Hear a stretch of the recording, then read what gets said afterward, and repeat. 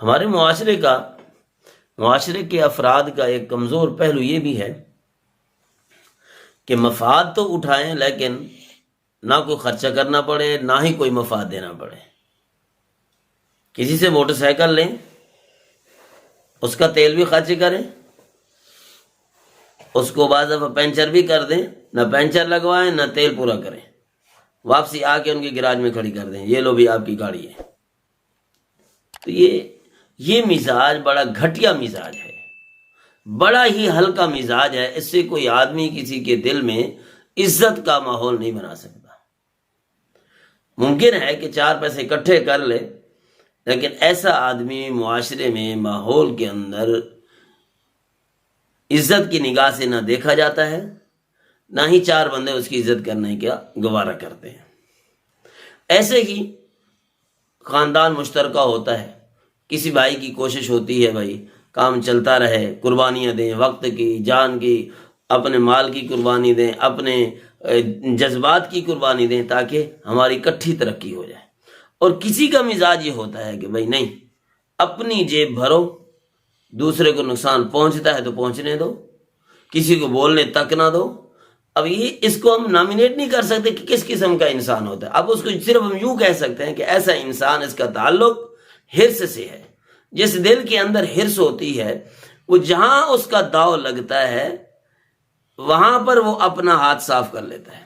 اس کا تعلق عمر سے نہیں ہے کہ بڑا آدمی یہ کرے، چھوٹا آدمی یہ کرے، درمیانہ آدمی یہ کرے. اس سے کوئی تعلق، صرف اس کا تعلق حرص سے ہے. اور حرص یہ ہے، بنیادی طور پر جانوروں کا یہ مزاج ہوتا ہے کہ حریص اتنا ہونا کہ پہلے سامنے والے کے منہ سے نوالا کھینچ لو، اپنے چاہے 4 لقمے ضائع ہو جائے. تو یہ مزاج رکھنے والا انسان انسانیت کے دلوں کے اندر کبھی ادب، احترام، کبھی شفقت والی نظر نہیں پا سکتا. یہ آدمی کبھی بھی اپنے ٹارگٹ کو پالے، منزل کو پالے تو ہو تو سکتا ہے لیکن بہت ہی مشکل.